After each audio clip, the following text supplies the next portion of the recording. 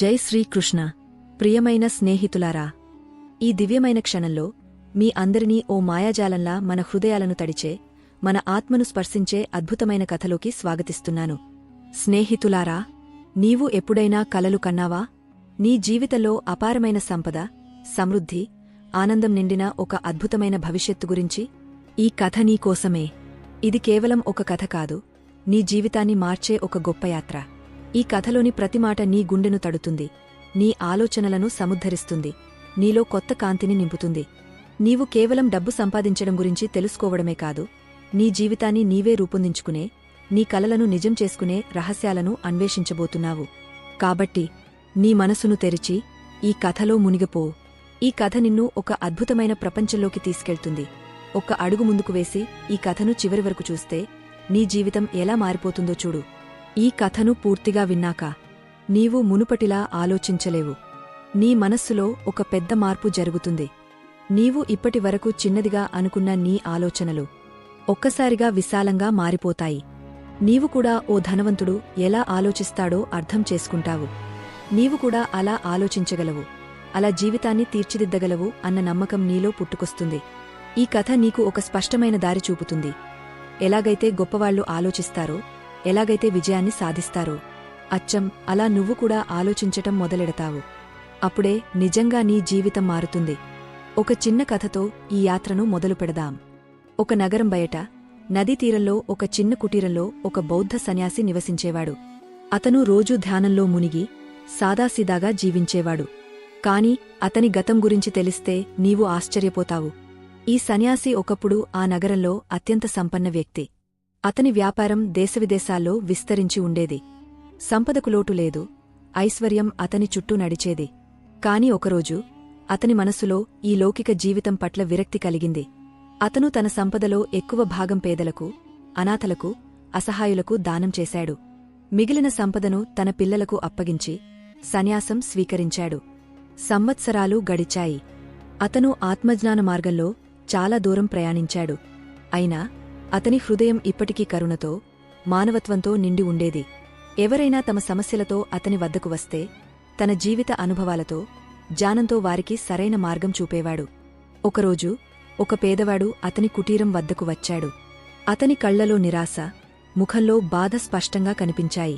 అతను వినమ్రంగా, గుండెనిండా ఆవేదనతో ఇలా అన్నాడు: స్వామీ, నేను మా ఊరిలో అతి పేదవాడిని. ఈ బీదరికం నన్ను వెంటాడుతోంది, వదలడం లేదు. నా కుటుంబానికి 2 పూటల ఆహారం సమకూర్చడం కూడా కష్టంగా ఉంది. డబ్బు నా వద్దకు రాదు, వచ్చినా నిలవదు. మీరు ఒకప్పుడు ఈ నగరంలో అత్యంత సంపన్న వ్యక్తి కదా. దయచేసి సంపన్నులకు మాత్రమే తెలిసిన ఆ రహస్యం నాకు చెప్పండి. ఆ రహస్యం వల్ల వారు రోజురోజుకీ సంపన్నులుగా మారుతున్నారు కదా. సన్యాసి అతని మాటలను శ్రద్ధగా విన్నాడు. అతని కళ్లలో కరుణ జాలి నిండి ఉంది. స్మితహాసంతో ఇలా అన్నాడు: నీవు చెప్పినట్టు నేను ఒకప్పుడు నీలాగే బీదరికలో చిక్కుకున్నాను. రాత్రింబవళ్లూ కష్టపడేవాడిని, కాని ఫలితం కేవలం నిరాశ మాత్రమే. లాభం అనే మాట నాకు కలల్లో కూడా కనిపించేది కాదు. విఫలం నన్ను వెంటాడుతూ ఉండేది. సంపన్నుడిగా మారడం నాకు కుదరదని అనుకున్నాను. కాని ఒకరోజు సంపన్నుడిగా మారే నిజమైన రహస్యం నాకు తెలిసింది. అదే నా జీవితంలో ఒక గొప్ప మలుపు తెచ్చింది. ఈ రోజు నేను కేవలం సంపన్నుడిని మాత్రమే కాదు, నా జీవితం సమృద్ధితో, సంతోషంతో నిండి ఉంది. ఆ విజయానికి కారణమైన సూత్రాలు నీకు చెప్పబోతున్నాను. ఈ సూత్రాలు నీ బీదరికాన్ని తొలగించడమే కాదు, నిన్ను అపార సంపద వైపు నడిపిస్తాయి. అతని మాటలు విని ఆ పేదవాడి కళ్లలో ఆశాకిరణం మెరిసింది. ఆతృతగా ఇలా అడిగాడు: స్వామీ, ఈ రహస్యం నిజంగా పనిచేస్తుందా? సన్యాసి మళ్లీ నవ్వి, పూర్తిగా. ఈ జ్ఞానం నా వ్యాపారాన్ని విజయవంతం చేసింది, నన్ను ఈ నగరంలో అత్యంత సంపన్నుడిగా చేసింది. ఇప్పుడు ఆ రహస్యాలను నీకు చెప్పబోతున్నాను. శ్రద్ధగా విను. సంపన్నుడిగా మారడానికి మొదటి నియమం: నీ జీవితాన్ని నీవే సృష్టించు. సంపన్నులు తమ జీవితానికి స్వయం యజమానులు. వారు తమ విజయాన్ని తమ ఆలోచనలు, నిర్ణయాలు, కృషి ఫలితంగా భావిస్తారు. కాని పేదవారు, వారు తమ వైఫల్యాలకు ఇతరులను నిందిస్తారు. తమ పరిస్థితులను మార్చడానికి కృషి చేయడం బదులు తమను తాము విధి బానిసలుగా భావిస్తారు. అతను ఒక చిన్న పాజ్ తీసుకుని, పేదవారు ఎప్పుడూ ఇలా అంటారు: ఆర్థిక వ్యవస్థ బాగోలేదు, ప్రభుత్వం ఏమీ చేయలేదు, నా యజమాని సరిగా జీతం ఇవ్వడం లేదు, నా జీవిత భాగస్వామి నాకు సహకరించడం లేదు, ఇదంతా దైవ నిర్ణయం, లేదా నా తల్లిదండ్రులు నన్ను సరిగా పెంచలేదు. కాని నీవు నీ జీవిత బాధ్యతను నీవే తీసుకోకపోతే సంపద నీకు ఎప్పటికీ దూరమే. విజయం రావాలంటే నీ జీవితాన్ని నీ చేతుల్లోకి తీసుకోవాలి. పేదవారు ఎప్పుడూ ఇతరులను నిందిస్తారు, కాని తమ బాధ్యతను స్వీకరించడానికి వెనుకాడతారు. నీవు నీ జీవిత బాధ్యతను తీసుకున్నప్పుడే సంపన్నుడిగా మారే ఆలోచనలు నీలో జన్మిస్తాయి. సన్యాసి గట్టిగా చెప్పాడు. పేదవారు సాకులు చెబుతూ తమను తాము సమర్థించుకుంటారు. కాని సంపన్నులు తమ తప్పిదాల నుండి నేర్చుకుని వాటిని విజయానికి మెట్లుగా మారుస్తారు. సంపన్నుడిగా మారడానికి మొదటి అడుగు నీ జీవిత బాధ్యతను పూర్తిగా స్వీకరించు, నిందలు ఆపు. ఆ పేదవాడు గట్టిగా నిర్ణయించుకున్నాడు, ఇకపై తన వైఫల్యాలకు తానే బాధ్యత వహిస్తానని. సన్యాసి మళ్లీ మాట్లాడాడు. రెండవ నియమం, డబ్బుకు నీవు విలువ ఇవ్వకపోతే అది నీ వద్ద నిలవదు. ఒకవేళ నీవు నీ ప్రియమైన వ్యక్తికి నీవు నాకు ముఖ్యం కాదు అని చెబితే అతను నిన్ను వదిలిపెట్టి వెళ్తాడు కదా, అలాగే డబ్బు కూడా నీవు దానికి విలువ ఇచ్చినప్పుడే నీ వద్ద ఉంటుంది.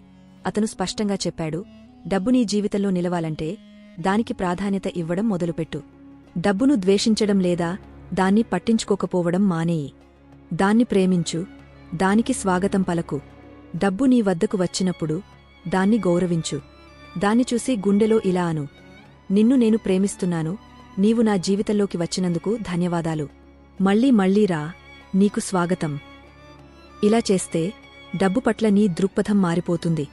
నీ జీవితంలో అద్భుతాలు జరగడం మొదలవుతాయి, నీవు కలలో కూడా ఊహించని మాయాజాలం.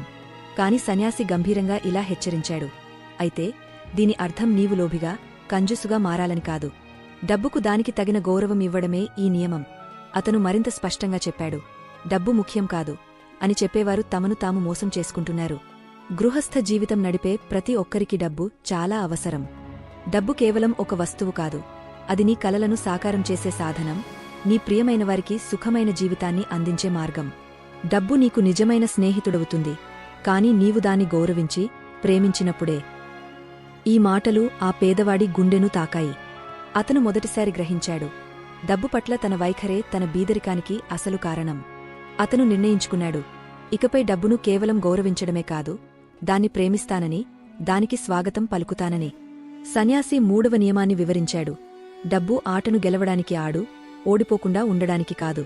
సంపన్నులు డబ్బు యొక్క విలువను గుర్తిస్తారు. వారు ఎప్పుడూ డబ్బు ముఖ్యం కాదు అని అనరు. ఎవరైనా అలా అంటే వారు ఎప్పటికీ పేదరికంలోనే ఉంటారు. అతను ఉదాహరణతో వివరించాడు, సంపన్నులు ఎప్పటికీ అపార సంపద, సమృద్ధి గురించి కలలు కంటారు. వారి లక్ష్యం కేవలం కొద్దిగా డబ్బు సంపాదించడం కాదు, తమ జీవితంలో ఎలాంటి లోటు లేకుండా చేసుకోవడం. కాని పేదవారు, వారు డబ్బు ఆటను కేవలం ఓడిపోకుండా ఉండడానికి ఆడతారు. వారి ఆలోచన ఏమిటంటే, ఏదో విధంగా జీవితం గడిచిపోతే చాలు. నీవు కేవలం గుజారా చేయడానికి లక్ష్యం పెట్టుకుంటే నీవు ఎప్పటికీ అదే స్థాయిలో ఉంటావు. నీకు అంతకుమించి ఏమీ రాదు. సన్యాసి గట్టిగా చెప్పాడు, మధ్యతరగతివారు సౌకర్యవంతమైన జీవితం గురించి ఆలోచిస్తారు. కాని సౌకర్యవంతంగా ఉండడం, సంపన్నుడిగా ఉండడం రెండూ వేరు. వారు ప్రతి కొనుగోలులో ఆదా చూస్తారు. కాని సంపన్నులు ఆలోచిస్తారు, నాకు కావాల్సిన ఈ వస్తువును కొనడానికి ఇంకా ఎంత సంపాదించాలి? సంపన్నుడిగా మారాలంటే నీ ఆలోచనలను విస్తృతం చేయి. గెలవడానికి ఆడు, కేవలం గుజారా చేయడానికి కాదు. ఆ పేదవాడు నిర్ణయించుకున్నాడు, ఇకపై తాను కేవలం గుజారా చేయడానికి కాదు, అపార సంపద కోసం పనిచేస్తానని. సన్యాసి నాల్గవ నియమాన్ని చెప్పాడు, సంపన్నుడిగా మారాలంటే నీవు పూర్తి సమర్పణతో లక్ష్యం వైపు నడవాలి. నీ లక్ష్యం కేవలం సౌకర్యవంతమైన జీవితమైతే నీవు సంపన్నుడిగా మారే అవకాశం చాలా తక్కువ. కాని నీ లక్ష్యం సంపన్నుడిగా మారడమైతే నీవు సౌకర్యవంతమైన జీవితాన్ని తప్పక సాధిస్తావు. అతను ఒక సామెతను గుర్తుచేశాడు, నీవు నక్షత్రాలను లక్ష్యంగా పెట్టుకుంటే కనీసం చంద్రుడి వరకైనా చేరుకుంటావు. అంటే నీవు కోట్లు సంపాదించాలని లక్ష్యం పెట్టుకుంటే ఒకవేళ అది సాధ్యం కాకపోయినా లక్షలు తప్పక సంపాదిస్తావు. కాని పేదవారు చిన్న లక్ష్యాలు పెట్టుకుంటారు, వారు ఇంటి పైకప్పు కూడా చేరుకోలేరు. తర్వాత విఫలమైనప్పుడు ఇలా ఎందుకు జరిగింది అని ఆశ్చర్యపోతారు. నీవు ఏది ఆలోచిస్తావో అదే సాధిస్తావు. సంపన్నుడిగా మారాలంటే నీ లక్ష్యం కేవలం గుజారా చేయడం కాదు, సంపన్నుడిగా మారడం. ఇందులో రాజీ లేదు. గెలవడానికి ఆడు, ఓడిపోకుండా ఉండడానికి కాదు. సన్యాసి ఆ పేదవాడి కళ్లలోకి చూస్తూ, సంపన్నులు సంపన్నుడిగా మారడానికి పూర్తి సమర్పణతో ఉంటారు. పేదవారు కేవలం సంపన్నుడిగా మారాలని కోరుకుంటారు. ఇక్కడ సమర్పణ అనే పదం చాలా ముఖ్యం. సమర్పణ అంటే ఎటువంటి సందేహం లేకుండా, పూర్తి నిష్ఠతో, నీ లక్ష్యం కోసం రాత్రింబవళ్లు కృషి చేయడం. ఎండైనా, వర్షమైనా, ఏ పరిస్థితిలోనైనా నీ లక్ష్యం వైపు నడవడం. సంపన్నుడిగా మారడం అంటే కేవలం కోరికతో సరిపోదు. అది నీ జీవిత లక్ష్యం కావాలి. సంపన్నులు తమ కలలను సాకారం చేసుకోవడానికి పూర్తిగా సమర్పించుకుంటారు. వారు గట్టి ప్రణాళికలు వేస్తారు, నిర్ణయాలు తీసుకుంటారు, కృషి చేస్తారు. ఆ పేదవాడు సన్యాసి మాటలను హృదయంలో లోతుగా గ్రహించాడు. అతను నిర్ణయించుకున్నాడు, ఇకపై తాను కేవలం సంపన్నుడిగా మారాలని కోరుకోడు, పూర్తి సమర్పణతో ఆ లక్ష్యం వైపు నడుస్తానని. సన్యాసి గంభీరంగా ఇలా అన్నాడు, సంపన్నుడిగా మారడం అంటే ఒక యోధుడిలా ఆలోచించడం, పనిచేయడం. యోధుడు ఎప్పుడూ సాకులు చెప్పడు, ఒకవేళ అని సందేహించడు. అతని దృష్టిలో రెండే దారులు: గెలవడం లేదా ఆ ప్రయత్నంలో ప్రాణాలు అర్పించడం. నీవు సంపన్నుడిగా మారడానికి యోధుడిలా సిద్ధంగా ఉన్నావా? అతను ఆ పేదవాడి కళ్లలోకి చూస్తూ, ప్రతిరోజూ 16 గంటలు కష్టపడడానికి సిద్ధంగా ఉన్నావా? సంపన్నులు అలా చేస్తారు. వారం 7 రోజులు నీ వినోదాలను త్యాగం చేసి పనిచేయడానికి సిద్ధంగా ఉన్నావా? సంపన్నులు అలా చేస్తారు. నీ కుటుంబం, స్నేహితులు, హాబీలను కూడా తాత్కాలికంగా వదులుకోవడానికి సిద్ధంగా ఉన్నావా? సంపన్నులు ఈ త్యాగాలు చేస్తారు. నీ శక్తినంతా, సమయాన్ని, సంపదను ఒక ప్రమాదకర పనిలో పెట్టడానికి సిద్ధంగా ఉన్నావా? దానికి లాభం హామీ లేకపోయినా సంపన్నులు ఈ రిస్క్లు తీసుకుంటారు. సంపన్నులు ఈ కయ్యన పరిస్థితులను కొంతకాలం సహించడానికి సిద్ధంగా ఉంటారు. ఈ కష్టం శాశ్వతం కాదని వారికి తెలుసు, కాని దాని ఫలితం జీవితాంతం సుఖాన్ని ఇస్తుందని వారు నమ్ముతారు. వారి ఆలోచన ఇలా ఉంటుంది: నా లక్ష్యాన్ని చేరుకోవడానికి ఏం చేయాలో అది చేస్తాను, అది సులభమైనా, కష్టమైనా. యోధుడికి ఓటమి అనే ఎంపికే ఉండదు. అతని ఆలోచన స్పష్టంగా ఉంటుంది: నేను సంపన్నుడినవుతాను, లేదా ఆ ప్రయత్నంలో నా చివరి శ్వాస వరకు కృషి చేస్తాను. సన్యాసి ఆ పేదవాడి కళ్లలోకి చూస్తూ, సంపన్నుడిగా మారడానికి నీవు కేవలం కోరుకోవడం సరిపోదు. యోధుడిలా ప్రతి అడ్డంకిని అధిగమించే దృఢ సంకల్పం కావాలి. నీవు నీ భయాలను, సందేహాలను, సాకులను వదిలేయాలి. నీ లక్ష్యం పట్ల నీవు అంతగా సమర్పణ చెందాలి. ఈ ప్రపంచంలో ఏ శక్తి నిన్ను ఆపలేదు. సన్యాసి తన మాటలను ముగించాడు. సంపన్నులు తమ కలల కోసం అన్నీ త్యాగం చేయడానికి సిద్ధంగా ఉంటారు. ఇది కేవలం కష్టపడడం గురించి కాదు, యోధుడిలా దృఢంగా, నిష్ఠగా, త్యాగంతో నడవడం గురించి. సంపన్నుడిగా మారడానికి నీకు సాకులు లేకూడదు, ఓటమి ఎంపిక కాకూడదు. ఒకే ఆలోచన ఉండాలి: నేను దీన్ని సాధిస్తాను, విజయం సాధించి తీరతాను. ఈ మాటలు ఆ పేదవాడి మనసులో ఒక కొత్త జ్వాలను రగిలించాయి. అతను యోధుడిలా జీవించాలని, ప్రతి సవాలును స్వీకరించి తన లక్ష్యాన్ని సాధించాలని నిర్ణయించుకున్నాడు. సన్యాసి 5వ నియమాన్ని చెప్పాడు: అవకాశాలపై దృష్టిపెట్టు. సంపన్నులు ఎప్పుడూ అవకాశాలను వెతుకుతారు, ఎంత కష్టమైన పరిస్థితిలోనైనా. కాని పేదవారు, వారు అడ్డంకులపై, సమస్యలపై దృష్టి పెడతారు, అందుకే వారికి సమస్యలే ఎక్కువగా కనిపిస్తాయి. అతను ఒక ఉదాహరణ ఇచ్చాడు: నీ దృష్టి కేవలం అడ్డంకులపై ఉంటే అవి మీదే కనపడతాయి, కాని అడ్డంకుల వెనుక దాగిన అవకాశాలను నీవు ఎప్పటికీ చూడలేవు. ఈ విశ్వం ఒక నియమం పాటిస్తుంది: నీవు దేనిపై దృష్టి పెడతావో అది పెరుగుతుంది. సంపన్నులు కలలపై, లక్ష్యాలపై దృష్టి పెడతారు. పేదవారు భయాలపై, సమస్యలపై. నీవు అవకాశాలను చూస్తే విశ్వం నీకు మరిన్ని అవకాశాలను ఇస్తుంది. కాని అడ్డంకులపై దృష్టి పెడితే నీ జీవితంలో అడ్డంకులే ఎక్కువవుతాయి. కాబట్టి నీవు అవకాశాలను చూడాలని నిర్ణయించుకో. ఆ దృష్టి నీ జీవితాన్ని మార్చగలదు. సన్యాసి 6వ నియమాన్ని చెప్పాడు: ఇతరుల విజయాన్ని ప్రశంసించు. సంపన్నులు ఎప్పుడూ ఇతర సంపన్నులను, విజయవంతమైన వారిని మెచ్చుకుంటారు. కాని పేదవారు, వారు సంపన్నులను ద్వేషిస్తారు, వారి విజయాన్ని చూసి ఈర్ష్యపడతారు. అతను హెచ్చరించాడు: నీవు దేన్ని ద్వేషిస్తావో దాన్ని నీవు ఎప్పటికీ సాధించలేవు. ఎవరి ఇల్లు అందంగా ఉంటే దాన్ని ఆశీర్వదించు. ఎవరి కుటుంబం సంతోషంగా ఉంటే వారికి శుభాకాంక్షలు తెలియజేయి. ఎవరి ఆరోగ్యం బాగుంటే వారిని మెచ్చుకో. నీవు ద్వేషిస్తే ఆ విశ్వ నియమం ప్రకారం నీవు కోరుకునేదాన్ని నీవు ఎప్పటికీ పొందలేవు. నీ హృదయంలో సానుకూల భావనలు పెంచుకో. నీవు ఏది కోరుకుంటావో దానికి శుభాకాంక్షలు చెప్పు, అది నీకు దగ్గరవుతుంది. సన్యాసి 7వ నియమాన్ని చెప్పాడు: నీ సాంగత్యం ఎంచుకో. నీవు ఎవరితో గడుపుతావో అది నీ జీవితాన్ని నిర్ణయిస్తుంది. అతను ఒక కథ చెప్పాడు: ఒక గద్దపిల్లను పొరపాటున బాతుల మధ్య పెంచారు. అది తన జీవితంలో ఎప్పుడూ ఎగరలేదని నమ్మింది. కాని ఒకరోజు ఆకాశంలో మరో గద్ద ఎగురుతూ కనిపించింది. అప్పుడు అది ఆలోచించింది: అది ఎగరగలిగితే నేను ఎందుకు కాదు? సాంగత్యం అంత శక్తిమంతమైనదే. సంపన్నులు సానుకూలమైన, విజయవంతమైన వ్యక్తులతో సమయం గడుపుతారు. వారి నుండి ప్రేరణ, జ్ఞానం పొందుతారు. కాని పేదవారు నిరాశావాదులతో, విఫలమైన వారితో గడుపుతారు. వారు కేవలం ఫిర్యాదులు, భయాలు, పరిమిత ఆలోచనలను పంచుకుంటారు. నీవు గద్దలా ఎగరాలంటే బాతుల మధ్య సమయం వృథా చేయొద్దు. విజేతలతో కలిసి నడు, వారి నుండి నేర్చుకో. సంపన్నులను ఈర్ష్యపడకు, వారితో స్నేహం చేయి. వారు చేయగలిగితే నేను ఎందుకు కాదు అని ఆలోచించు. సన్యాసి 8వ నియమాన్ని చెప్పాడు. నీ సామర్థ్యాన్ని ప్రపంచానికి చాటు. నీ సామర్థ్యాన్ని నీవు ప్రపంచం ముందు పెట్టకపోతే అది ఎవరికీ ఉపయోగపడదు. అతను ఒక ఉదాహరణ ఇచ్చాడు. నీ వద్ద ఒక గొప్ప ఔషధముందనుకో, అది తీవ్రమైన రోగాన్ని నయం చేయగలదు.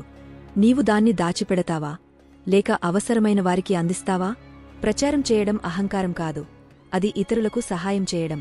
సంపన్నులు తమ సామర్థ్యాన్ని ప్రచారం చేయడానికి భయపడరు. వారు తమ పని ఇతరుల జీవితాలను మార్చగలదని నమ్ముతారు. కాని పేదవారు ప్రచారాన్ని తప్పుగా భావిస్తారు, తమ సామర్థ్యాన్ని దాచుకుంటారు, అందుకే వెనుకబడతారు. ప్రచారం అంటే కేవలం డబ్బు సంపాదించడం కాదు, ఇతరులకు సహాయం చేయడం, సమాజంలో మార్పు తీసుకొచ్చే మార్గం. నీ సామర్థ్యాన్ని దాచితే నీవు ప్రపంచాన్ని నీ సహకారం నుండి వంచితం చేస్తావు. సన్యాసి ఉదాహరణ ఇచ్చాడు. ఒక వైద్యుడి వద్ద తీవ్ర రోగానికి ఔషధముంటే అతను దాన్ని ప్రచారం చేయాలి కదా, లేకపోతే ఎంతమంది చనిపోతారు? అలాగే నీ వద్ద ఉన్న నైపుణ్యం, సేవను ప్రపంచానికి చేరవేయడం నీ కర్తవ్యం.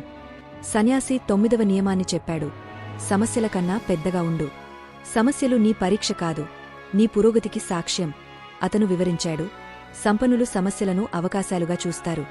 వారి ఆలోచన ఇలా ఉంటుంది: ఈ సమస్య నా ముందు ఉంటే దీని పరిష్కారం కూడా నా వద్ద ఉంది. వారు సమస్యల నుండి పారిపోరు, వాటిని ఎదుర్కొంటారు. కాని పేదవారు, వారు సమస్యల ముందు లొంగపోతారు, ప్రతి సమస్యను జీవితంలో అడ్డంకిగా భావిస్తారు. వారి ఆలోచన ఇలా ఉంటుంది: నేను దీన్ని తప్పించుకోవాలి. ఈ ఆలోచన వల్ల వారు ఇంకా పెద్ద సమస్యలను ఆహ్వానిస్తారు. అతను ఒక కథ చెప్పాడు. ఒక నది మార్గంలో ఒక పెద్ద రాయి అడ్డుగా నిలిచింది. నదికి 2 మార్గాలు ఉన్నాయి. 1 రాయిని చూసి ఆగపోవడం, 2 రాయిని కొట్టుకుంటూ మార్గం సృష్టించడం. నది 2వ మార్గాన్ని ఎంచుకుంది. ఓపికతో, కృషితో రాయిని తొలగించి ముందుకు సాగింది. ఈ కథ నీకు నేర్పేది ఏమిటంటే, సమస్యలు నీ పురోగతిలో భాగం. ప్రతి సమస్యకు పరిష్కారముంటుంది. నీవు దాన్ని పరిష్కరించడానికి సిద్ధంగా ఉండాలి. నీ విజయం నీవు ఎంత పెద్ద సమస్యలను ఎదుర్కోగలవు అనే దానిపై ఆధారపడి ఉంటుంది. చిన్న సమస్యల నుండి పారిపోతే చిన్న విజయాలే సాధిస్తావు. పెద్ద సమస్యలను పరిష్కరిస్తే పెద్ద విజయాలు నీవైపు వస్తాయి.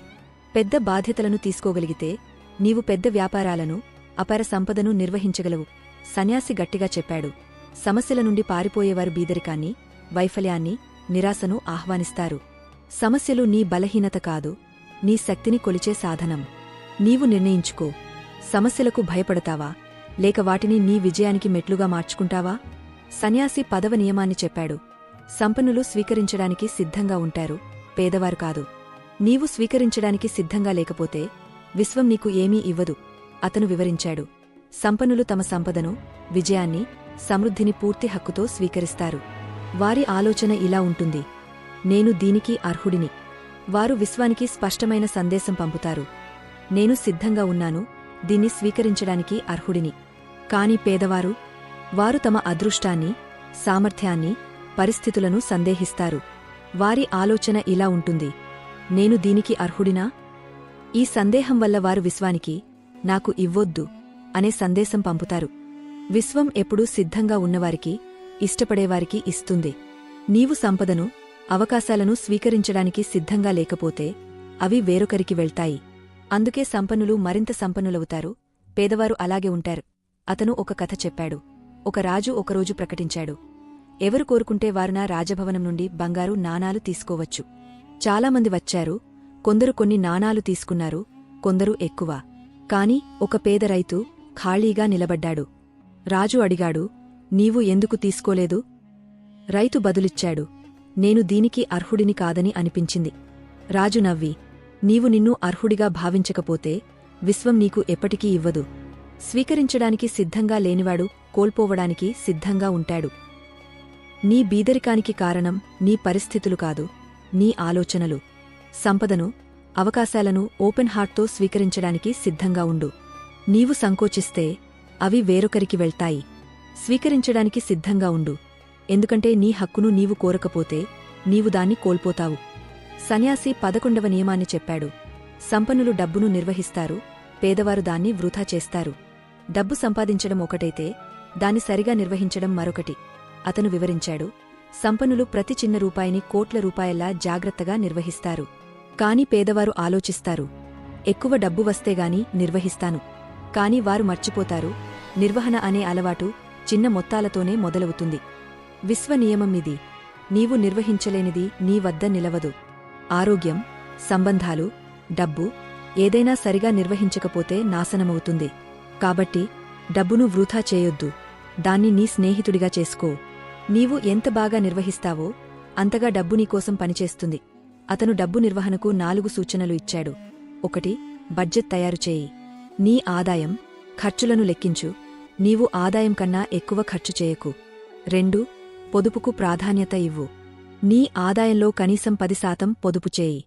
కాలక్రమంలో ఈ చిన్న పొదుపు పెద్ద మొత్తంగా మారుతుంది. 3. అవసరాలు, కోరికల మధ్య తేడా గుర్తించు. అవసరమైన వాటికి ఖర్చు చేయి, అనవసర ఖర్చులను తగ్గించు.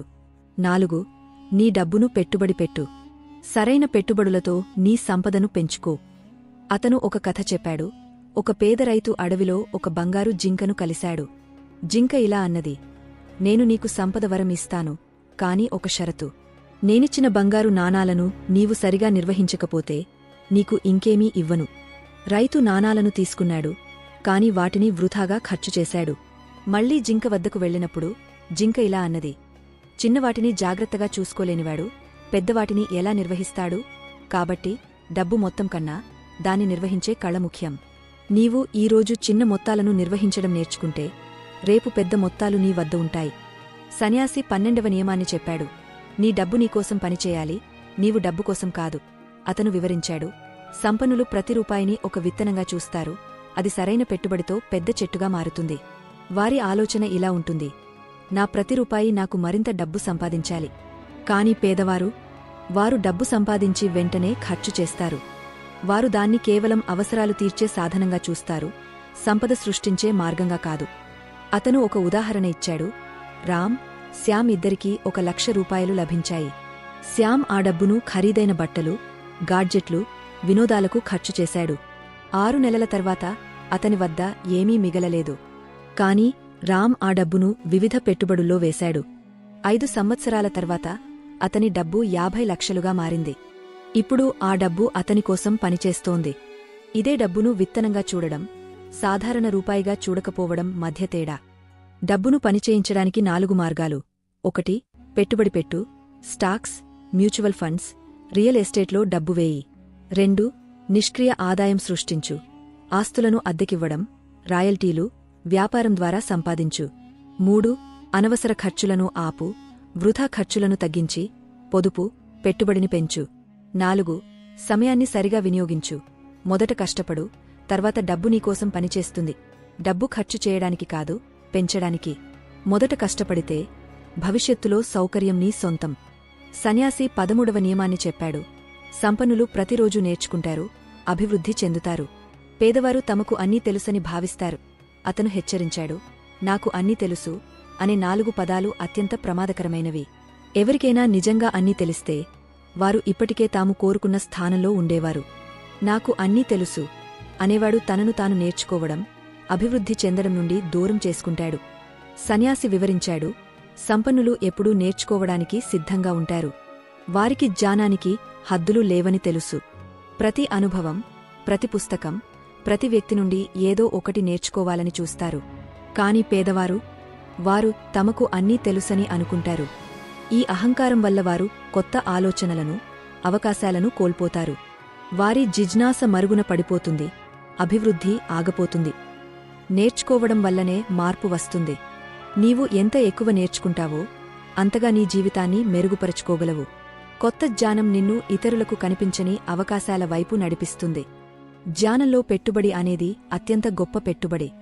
డబ్బు పోవచ్చు, కాని నీవు సంపాదించిన జ్ఞానం నీతో ఎప్పటికీ ఉంటుంది. అది నిన్ను మళ్లీ మళ్లీ విజయవంతం చేస్తుంది. సన్యాసి సలహా ఇచ్చాడు, జిజ్ఞాసగా ఉండు. ప్రతిరోజూ ఏదో కొత్తది నేర్చుకునే అలవాటు పెంచుకో. వారానికి ఒక పుస్తకం చదువు. ఆర్థికం, వ్యక్తిగత అభివృద్ధి, వ్యాపారం గురించి కొత్త నైపుణ్యాలు నేర్చుకో. డిజిటల్ నైపుణ్యాలు, పెట్టుబడి వంటివి. విజయవంతమైన వారి నుండి నేర్చుకో. వారి అనుభవాల నుండి ప్రేరణ పొందు. ప్రతిరోజూ నీ నుండి నీవు ఇలా ప్రశ్నించు, నేను ఈరోజు ఏమి కొత్తగా నేర్చుకున్నాను? అతను ఒక చిన్న కథ చెప్పాడు. ఒక యువకుడు ఒక గురువు వద్దకు వెళ్లి, సంపన్నుడిగా మారడానికి రహస్యమేమిటి అని అడిగాడు. గురువు అతనికి ఒక గ్లాసు నీళ్లు ఇచ్చి, దీన్ని నింపు అన్నాడు. యువకుడు గ్లాసును నీళ్లతో నింపాడు. అది పొంగపోయింది. గురువు ఇలా అన్నాడు, నీ మనసు కూడా ఈ గ్లాసులా నిండిపోయింది. దాన్ని ఖాళీ చేయి. అప్పుడే కొత్త జ్ఞానం నీలోకి వస్తుంది. విజయం సాధించాలంటే నీవు ప్రతిరోజూ కొత్తగా నేర్చుకోవాలి. నీ ఆలోచనలను అభివృద్ధి చేసుకోవాలి. నేర్చుకోవడం ఆపేవాడు అభివృద్ధి చెందడం ఆపేస్తాడు. అభివృద్ధి ఆపేవాడు గెలవడం ఆపేస్తాడు. కాబట్టి జిజ్ఞాసగా ఉండు. జ్ఞానం, నేర్చుకోవడం కోసం ఆకలి నిన్ను సంపన్నుడిగా, విజయవంతుడిగా చేస్తుంది. సన్యాసి చివరి నియమాన్ని, 13వ నియమాన్ని చెప్పాడు. సమయం కోసం కాదు, ఫలితాల కోసం డబ్బు తీసుకో. సంపన్నులు తమ సమయం పరిమితమని గ్రహిస్తారు. అందుకే వారు తమ పని ఫలితాల ఆధారంగా డబ్బు సంపాదిస్తారు, సమయం ఆధారంగా కాదు. దీనివల్ల వారి సంపాదనకు హద్దులు ఉండవు.